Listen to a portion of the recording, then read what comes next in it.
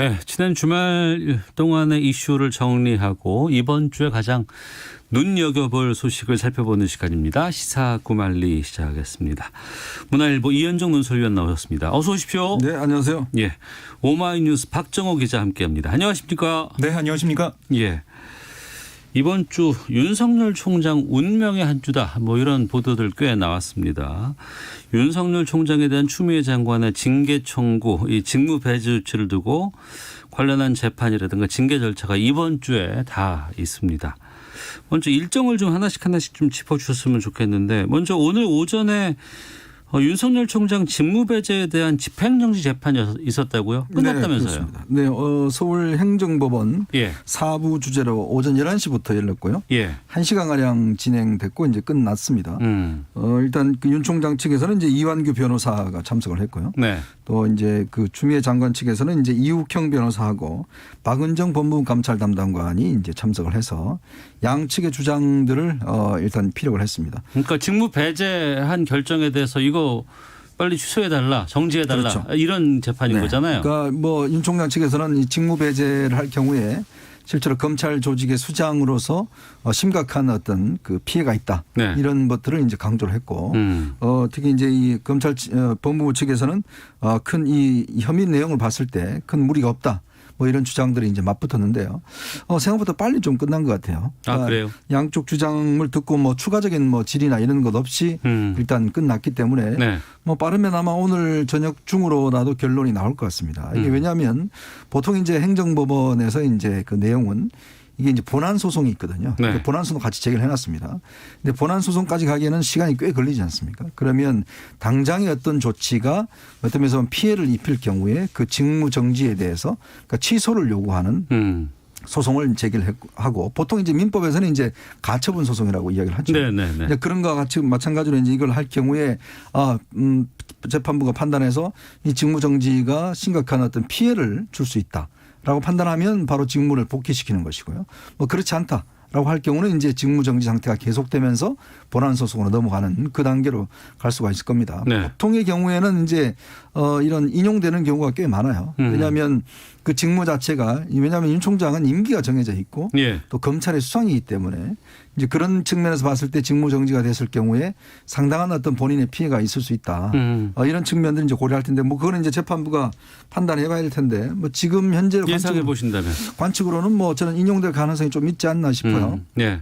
그냥 어차피 이제 본안 소송이 진행되는데 이제 문제는 오늘 이제 그 이욱형 변호사라고 이제 그 법무부 측의 변호사는 뭐 그런 이야기를 했습니다. 어차피 수요일 날 직무 정지가 될 텐데 네. 뭐하러 소송을 제기했는지 모르겠다. 징계를 통한 직무 정지가 그렇죠. 가능하기 때문에. 징계를 통한 직무 정지가 될 텐데 뭐하러 소송을 제기했는지 모르겠다 이런 이야기 했는데 사실 이건 조금 제가 볼 때 무리한 이야기죠. 뭐 일단 물론 뭐 예측은 해볼 수 있습니다만 그런데 예. 법무부 측 변호사가 이미 징계위원회에 결론이 난 것처럼 하지도 않았는데 그런 이야기를 하는 것은 좀 문제가 있지 않는가라는 지적들이 나왔습니다. 이현정 논설위원께서는 인용 쪽으로 지금 전망해 주셨고 박정호 기자는요. 저는 기각될 가능성이 크지 않을까 생각이 드는데요.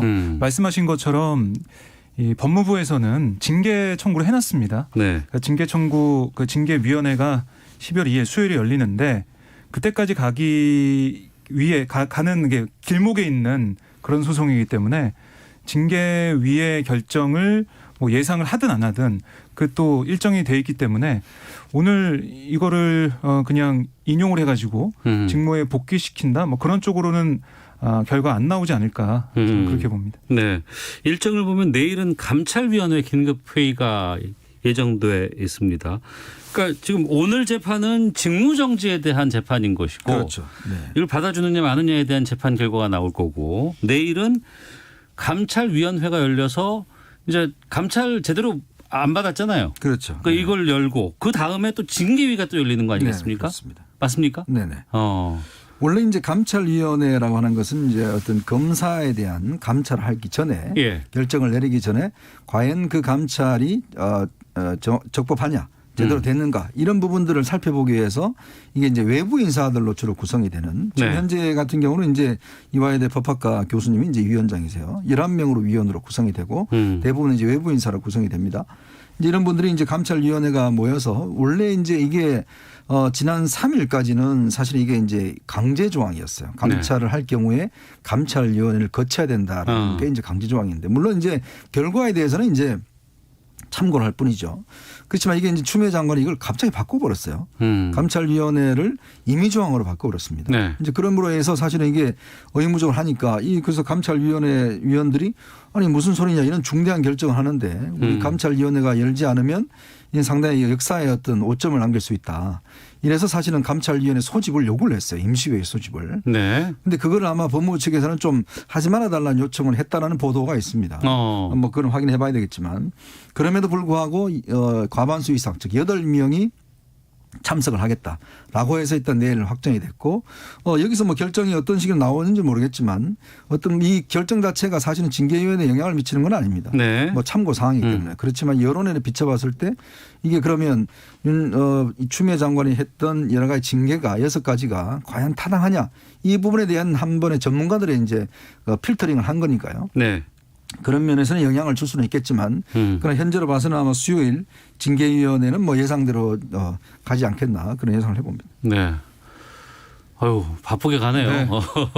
내일은 감찰위, 모레는 징계위. 그렇습니다. 어떻게 4월 좀 동안 막으세요? 연속 이어지는데 뭐 감찰위는 사실 이게 규정이 바뀌었기 때문에 소집이 안 될 수 있었는데 감찰위원들이 이의를 제기해서 소집이 되는 거고요. 예. 그다음에 이제 모레 징계위가 중요합니다. 법원의 인용 여부나 뭐 이런 거 상관없이 징계위 이제 결정에 따라서 윤 총장의 앞으로 행보가 결정이 되는데요. 7명의 이 그 징계위원들이 있습니다. 네. 그 징계위원장은 추미애 장관이에요. 그 포함해서 7명이나 차관 포함해서 추미애 장관이 인선한 인사들도 꾸려지기 때문에 법무부의 그런 시각이 담긴 결정이 나올 걸로 보입니다. 네. 그러니까 추미애 장관은 징계 청구권자 신분이어서 사건 심의에는 관여하지 않고 의결 과정에서도 윤 총장의 기필 신청에 받아들여지면 참여할 수 없거든요. 근데 어쨌든 징계 의결이 과반수 찬성으로 이뤄지기 때문에 이 해임과 면직, 정직, 감봉, 견책 이 단계마다 뭐 타당한 게 어떤 건지 봐서 결정하게 되는데 징계위가 감봉 이상으로 의결하면 장관의 제청으로 문재인 대통령이 결론을 내리게 됩니다.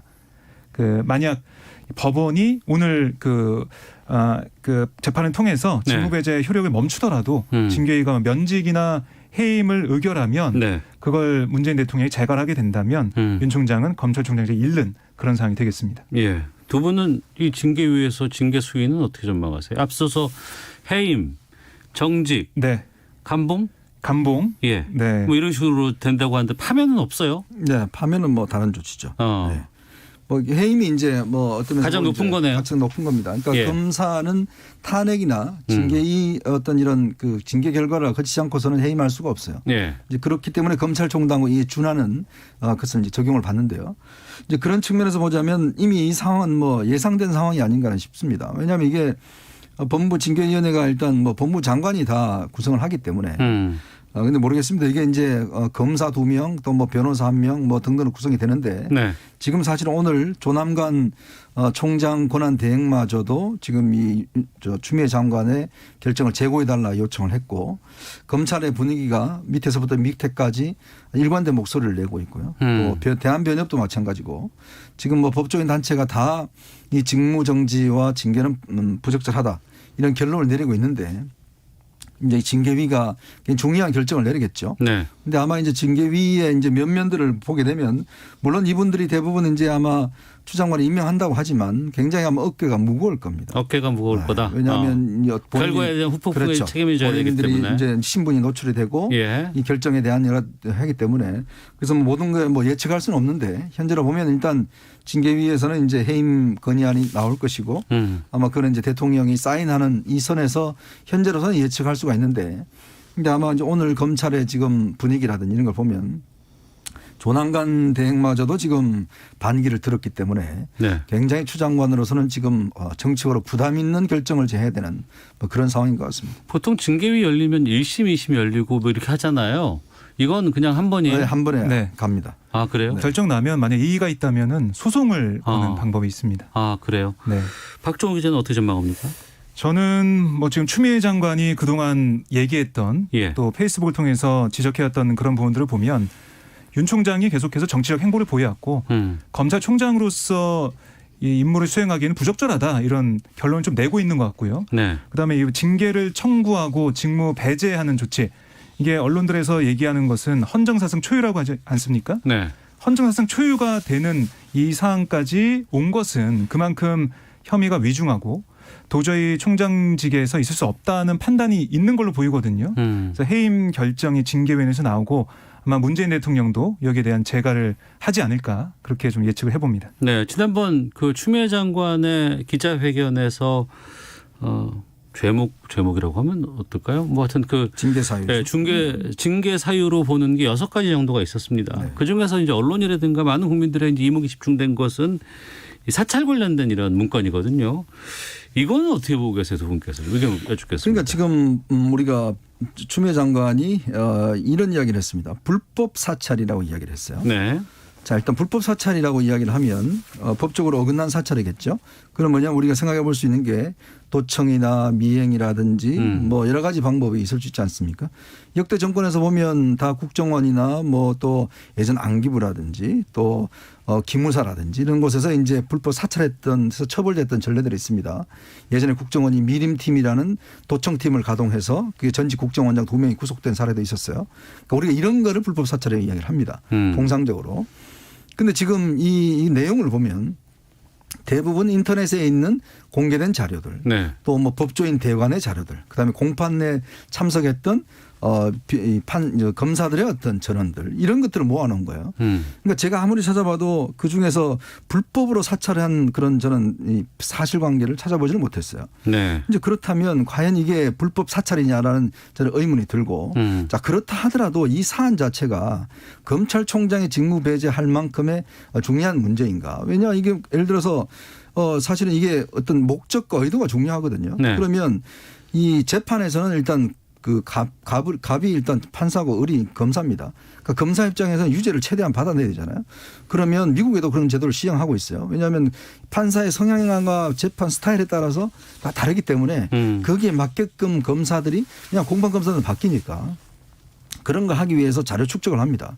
저 사람은 어떤 스타일이고 변호인의 말을 많이 들어주고 또 재판에서 뭐 어떤 스타일이다 또 이런 것들이 이제 정보가 있는 거죠. 이제 그런 것들을 충분히 이제 해놓은 것인데 그거를 불법 사찰이다 이야기를 하는 것은 저는 굉장히 무리가 있다는 생각이 들고 네. 이 이야기는 이미 아마 예전에 그 여당 의원들도 똑같은 이야기를 한 바 있을 겁니다.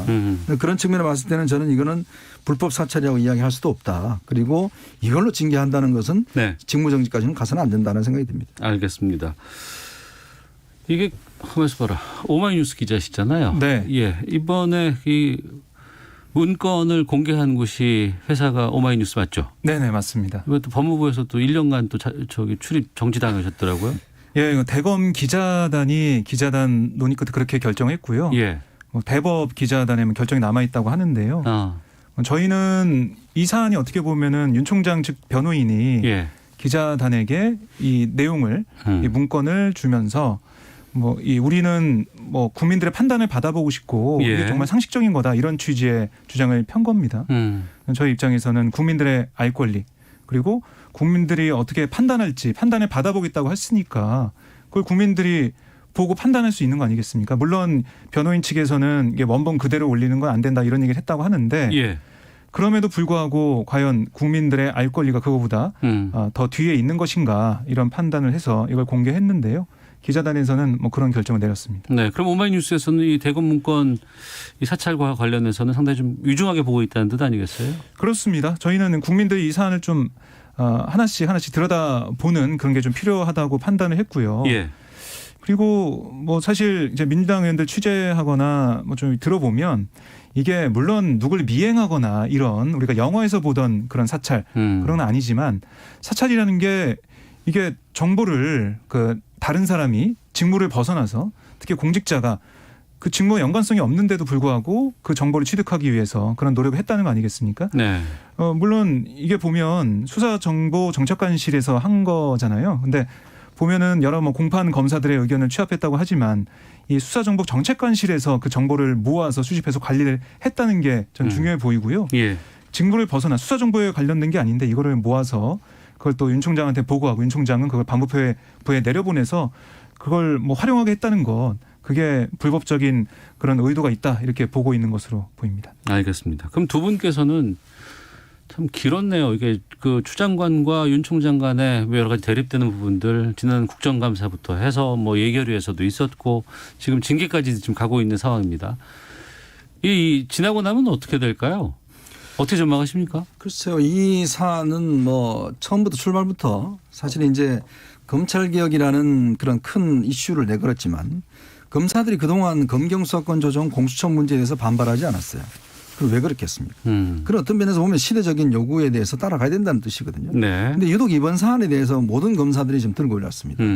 그 이유는 뭐냐면 이 의도성 자체가 이는 굉장히 문제가 있다는 것이거든요. 네. 그건 뭐냐면 사실 윤 총장이 검찰 내에서 그렇게 썩 모두가 다 환영하는 건 아닙니다. 왜냐하면 이미 지난 인사 때 상당히 이제 특수부만 너무 또 이렇게 지켜서서 나머지 검사들이 여론도 좋지 않아요. 예. 그럼에도 불구하고 이번에 한결같이 고검장급이하고 다 한 것은 이게 어떤 면에서 보면 현 정권이 검찰 개혁이라는 빌미를 통해서 즉 정권 수사를 좀 막아보겠다는 의도가 아닌가. 네. 이제 이런 의도가 있는 거. 지금 뭐 울산 사건이나 지금 저 월성원전 사건 같은 경우 지금 계류가 되어 있지 않습니까? 이제 그런 의도성이 있다는 것이고 또 이거를 추진하는 추미애 장관의 방식.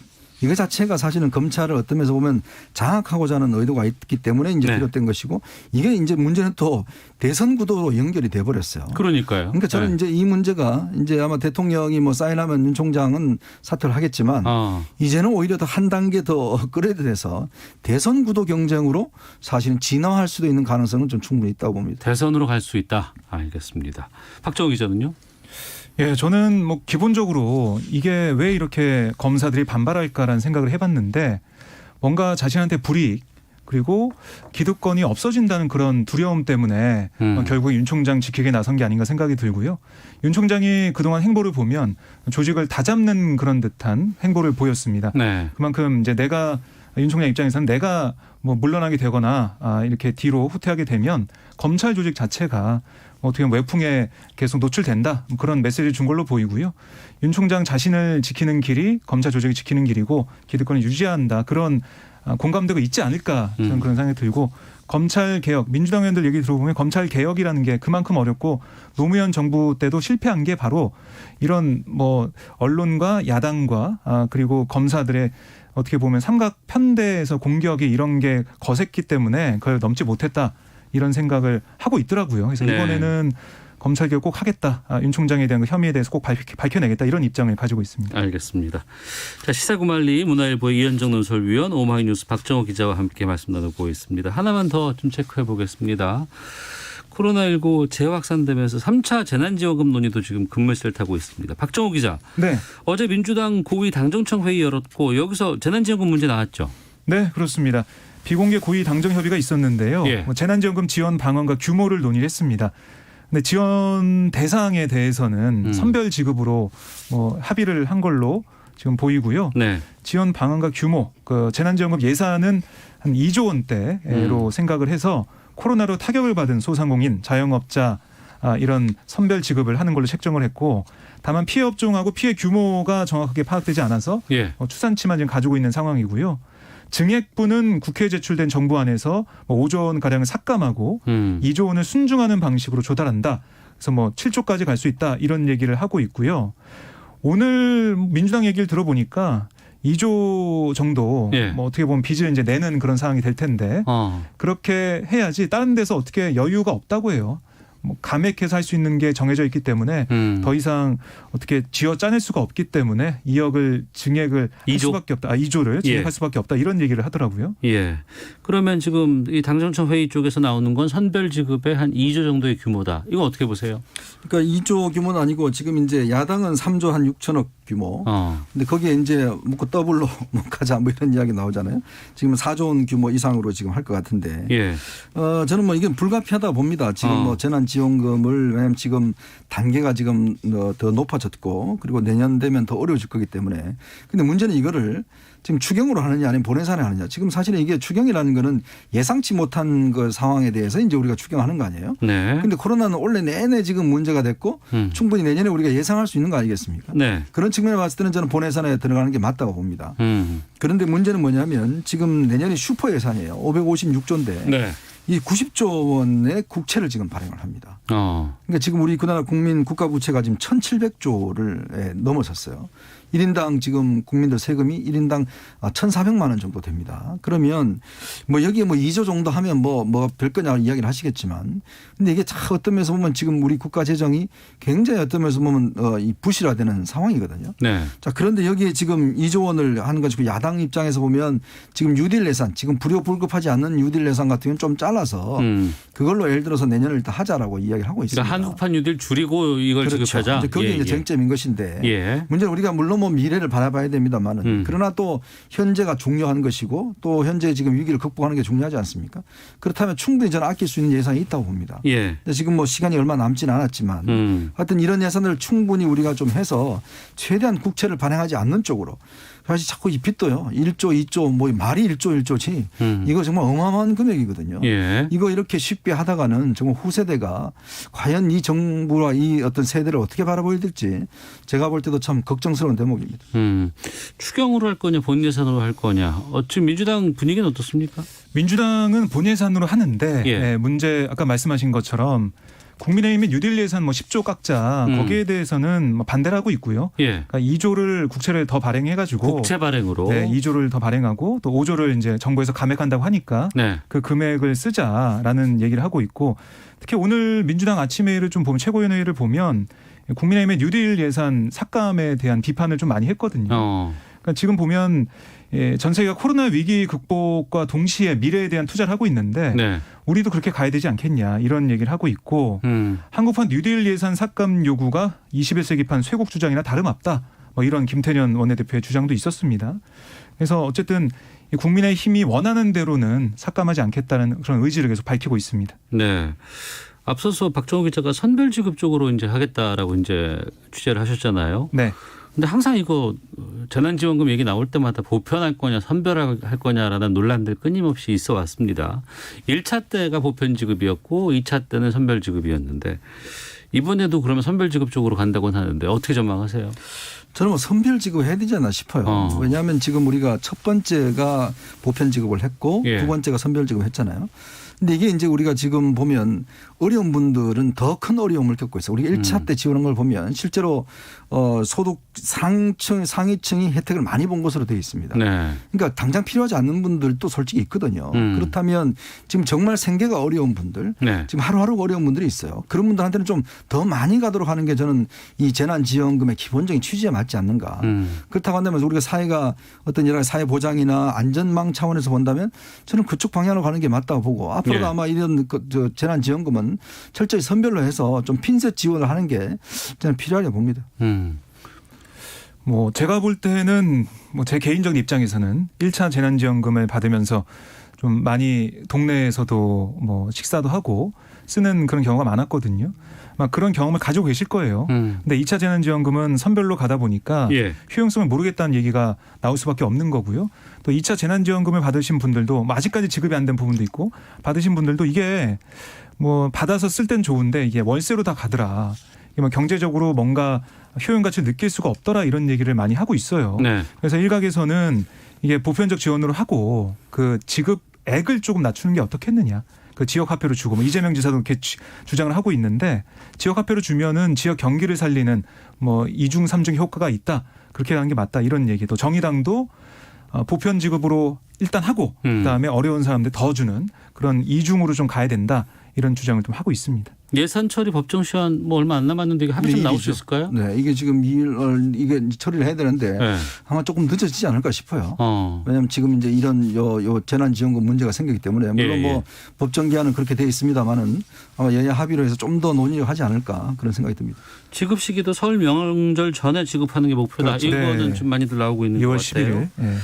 알겠습니다. 자, 시사구말리 문화일보의 이현정 논설위원 또 오마이뉴스 박정우 기자 함께 말씀 나눠봤습니다. 오늘 말씀 고맙습니다. 고맙습니다. 예. 지금 1시 55분 지나고 있는데요. 잠시 후 2시 광주지방법원에서 사자 명예훼손 혐의로 기소된 전두환 씨에 대한 선고 공판 이제 곧 발표될 예정입니다. 5.18 당시 헬기 사격 있었는지가 이번 재판 쟁점이고 검찰은 헬기 사격 실제 있었다고 결론 내리고 지난달 전 씨에게 1년 6개월의 징역형 구형한 상황입니다. 발표 지켜보겠습니다. 시사분 마치겠습니다. 안녕히 계십시오.